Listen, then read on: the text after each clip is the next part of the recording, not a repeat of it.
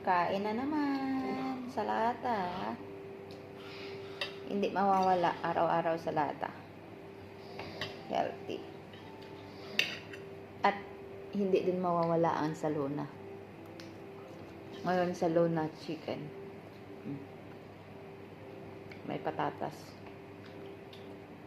May okra, may manok. Okra, durog-durog na. Ito. Breast. Mas gusto ko ang breast dito kaysa hita. Kasi ang hita malapsa. Tapos ito, atsat. Anghang. Masarap kumain kung medyo maanghang-anghang. And, syempre, white rice. Hindi mawawala. Kumare?